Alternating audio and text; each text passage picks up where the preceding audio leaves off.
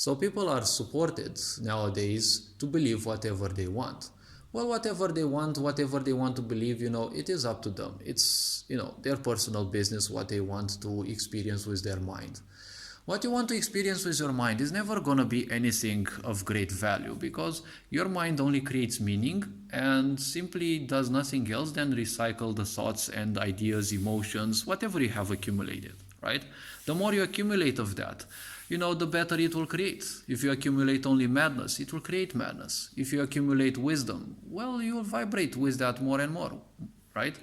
But ultimately, the mind is just like an AI. It is nothing else but a robot. It creates based on what materials it has, right? If you want a healthy mind, you will create healthy things, healthy boundaries, right? So if we move slowly and surely into this, well, the very simple point is this. All of these things are giving you depression because they are pulling you away from who and what you are.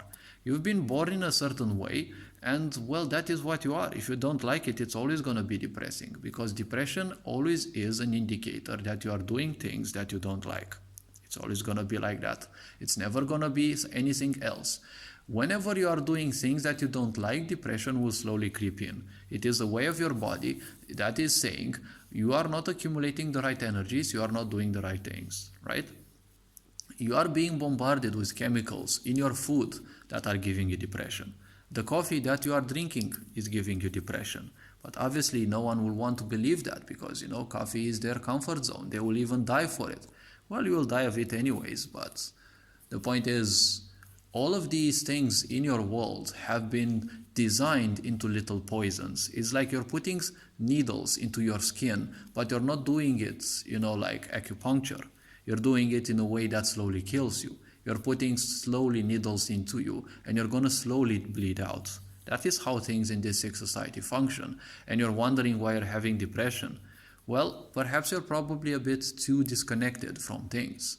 How about you touch some grass? How about you simply go out and, spend some time alone? The people around you will give you depression because, scientific research says you tend to become part of, or you become like the people you spend most time with. The 5 closest people to you may have a big influence on you. On many people, not necessarily everyone, but, well, they say it is generalistic. So when you spend too much time with other people, you tend to become a people pleaser.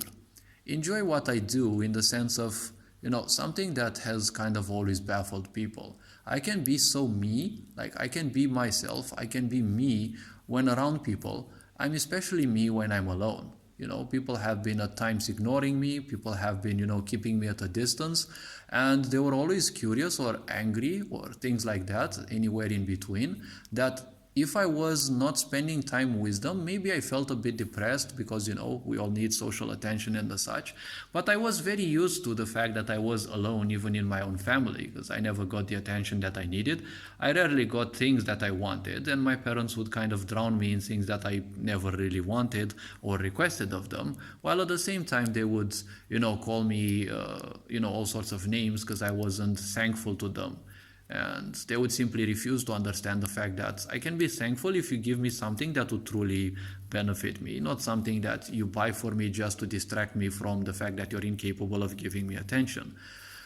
These are cases all over the world in so many families, right? Many people attribute this to Christianity. No, it's not about Christianity specifically, right? It's all about misery. Most likely I will get back to this. But the very simple point is this. When you live life, you are born in a sick society whose simple purpose is to teach you bad, right? What other thing is giving you depression? See, what is the easiest way to give depression to people? Well, teach them to live life in any other way than the real life, right? Where the way they are supposed to, right? The way our ancestors have been living their life, right? Just stay indoors, don't do anything, right? The state will provide. Just be nothing else than, some kind of, irrelevant piece of matter that, water simply takes away, right? Just be like some algae and do nothing, right? Because when you are living life as algae that, the flow simply takes around, how can your life be happy, right? They're making you disconnected with your emotions. Your emotions are the best thing that you can ever have. Why? Haven't you ever noticed that when you can't feel your emotions, because there is a psychological disorder, it has a name that's eluding my mind, when you simply can't feel your emotions, you're not certain, you're not capable of discerning what emotions you are going through. This is the level of disconnect a lot of people are going through. All of this is based on a single foundation. They are convinced that their life, their whole existence is worthless. Once you attack this pillar of corruption within you, you will start thinking that, hey, perhaps you're actually not that useless as your parents and family, society and the such have been telling you. What all these dumb people are telling to you, even if they're your family or whatever, they're only telling you what their previous generations told them, right? They're only continuing the cycle of pain.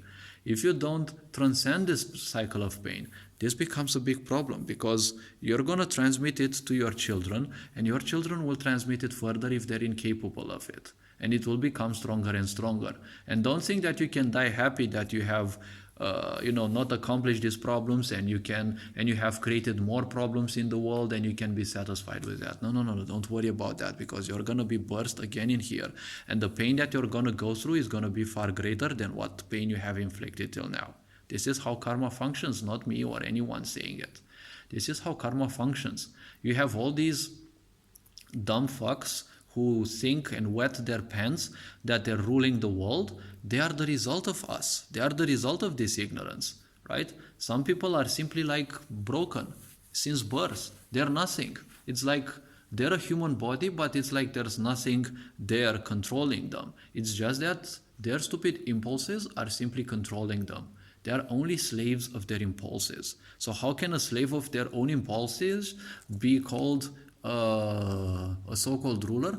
Only other slaves of their impulses will give titles. They will give titles one to another because they're not worth anything. They are conscious of the fact that they are not worth anything, right? Even Klaus Schwab and the such, they clinically hate humanity, right? It is not something that, someone does things, or you've been disappointed by a lot of people and you end up saying, oh my gosh, I hate humans, just because you're pissed. Then you're going to recover from it and things will be normal. No, these people clinically, right, hate humanity. It is even more than a psychiatry disease, right? It is something like pathological. You can't even change it about that. Not that it would be worth it to try that, but, it can be changed. So what other things, the water? Well, how you drink water, what kind of water you drink. See, they have been proving scientifically that water is a super mega computer.